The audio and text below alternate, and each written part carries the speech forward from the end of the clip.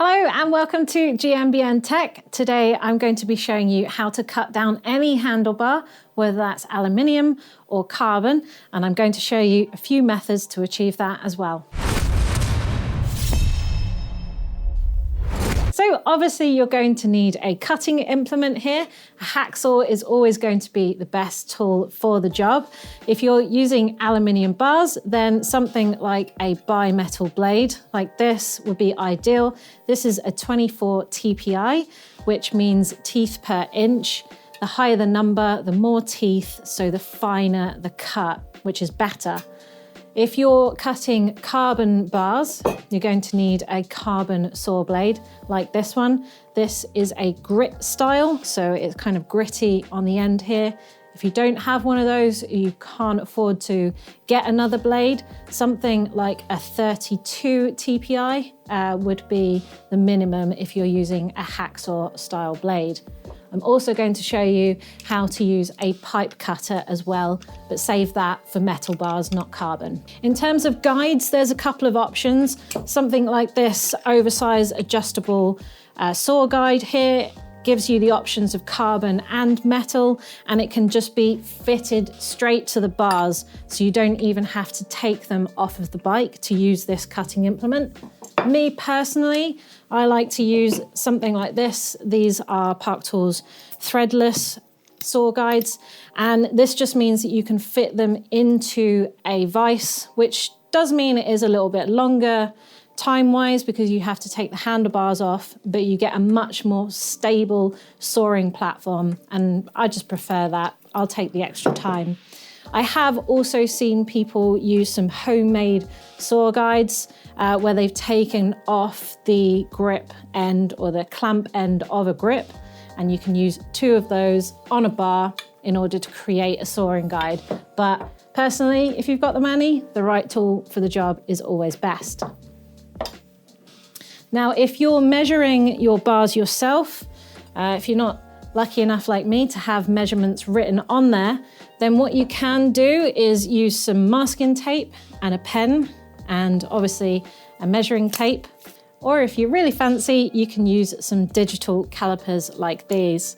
And finally, some sandpaper or a file will just smooth the edges and make sure there's no sharp edges at the ends, or something like this, which is a bike handle specific deburring tool, which is like sandpaper, but it's curved on the outside to get the edges on the outside, and then curves inwards to get the edges on the inside as well. And as always, when you're working with fibers, certainly carbon fiber, then a mask and some protective eyewear won't go amiss.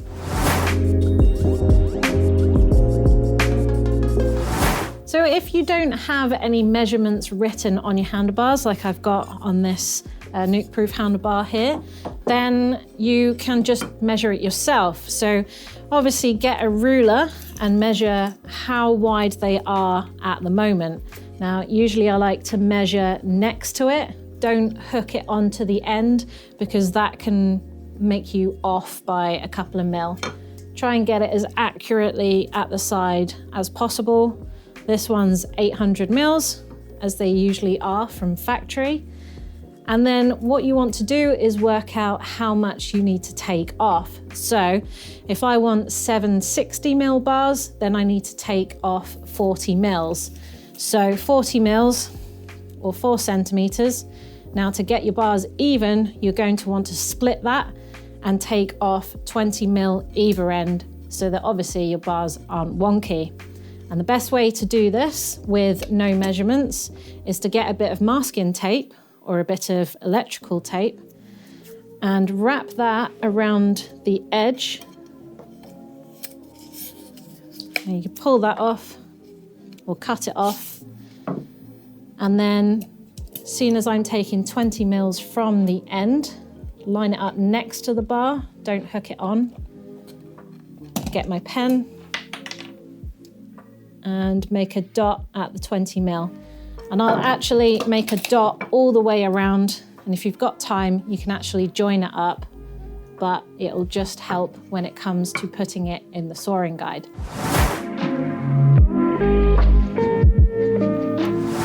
So So I'm using the SG6, it's the thinner one for the thinner bladed aluminium there, and you just want to get your aluminium bars through there and line up your markings or your measurements in the center of that thin bladed hole there, that saw guide, and just tighten it off and then move it out the way. And then that guide then goes into your vise with the saw coming out. So you don't want it inside the vise. Clamp the main body and give yourself room to put the blade on the outside of the saw guide. And what you want to do is just check that your blade is actually touching your measurements and everything's going to be lined up nice and straight and perfectly. And then next up, it's protective eyewear and mask.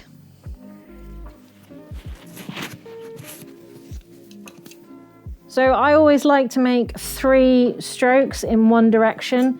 If your teeth bend backwards, then you might want to go forwards. So just 1, 2, 3.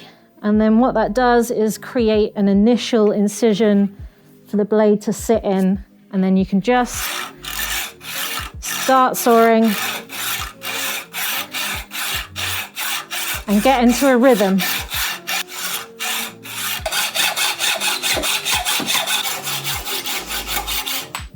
Ta-da! So at this stage, you want to get off any sharp edges on the outside and the inside.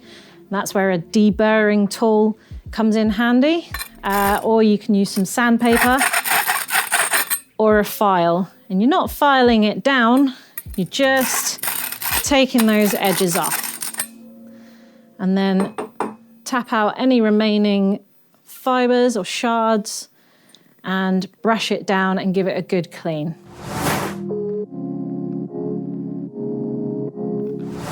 Now, the way that most pipe cutters work is that you'll have a blade here, you'll lock it into place, find your line that you've measured and line it up with the blade, and then make sure it sits into any rollers that it has. Try and offer it up a little bit just to begin with, because it's going to take a little bit of fiddling just to get it straight. So make sure it's in those rollers, the blade's lined up with the mark, and then basically this just turns it tighter. So you want to get a good grip on it and then start to roll it around, and the blade will cut it a piece at a time.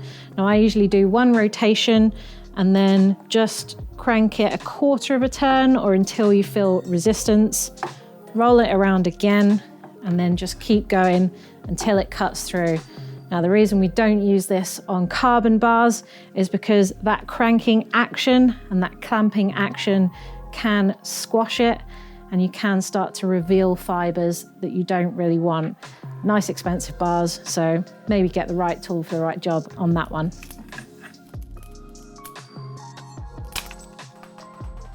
Now, the benefits of a pipe cutter is obviously it's portable, so you can have it in your toolbox, in your van, or traveling, and it gives a nice clean cut, so there's not much dust to clear off.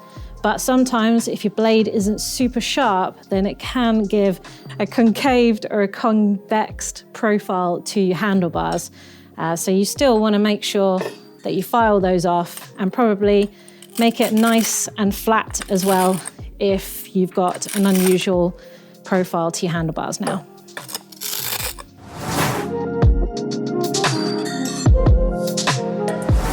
So as mentioned, a carbon saw blade specific for carbon fiber is your ideal. It has this grit style, which is really fine, and it will grind through the carbon fiber with a nice fine and clean cut.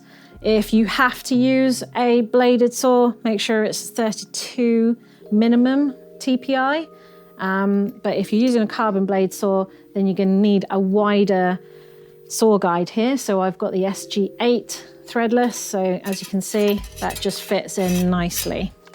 And then what you want to do is find your measurements and push the handlebar through your guide from the back so that it pokes out of the top, and line up your lines in the gap so that you can see them right in the middle as best you can, and then tighten it up.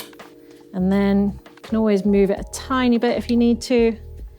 And you don't need to clamp this hard, just nip it up so that it's not coming off. And then that guide goes into your vise. So the main body will go into the vise and leave your saw guide sticking out of the vise here. Get that nice and tight. And if everything is now in place, then make sure you put PPE on, so protective eyewear and a mask. Carbon fiber is a really nasty fiber to get in your lungs and your eyes, so you don't want that. Ideal scenario is you can squirt some water on this every now and then, which captures some of the dust, or you can get a Hoover on the go next to your vise, or an extraction fan like us.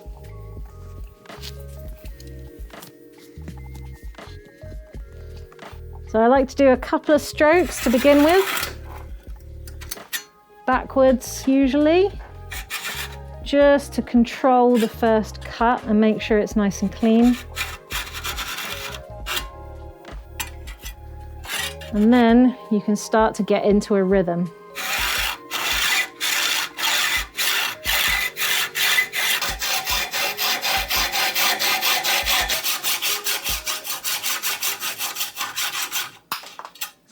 Then obviously you just want to release the vise, tap out some of the fibers.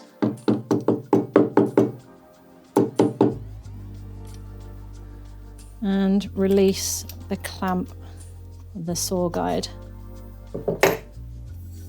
And make sure all of those fibers are out. Try and contain them in one place if you can.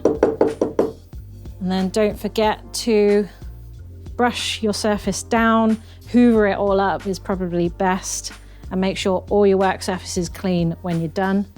And then don't forget, all your sharp edges are going to need to be filed off or sanded off.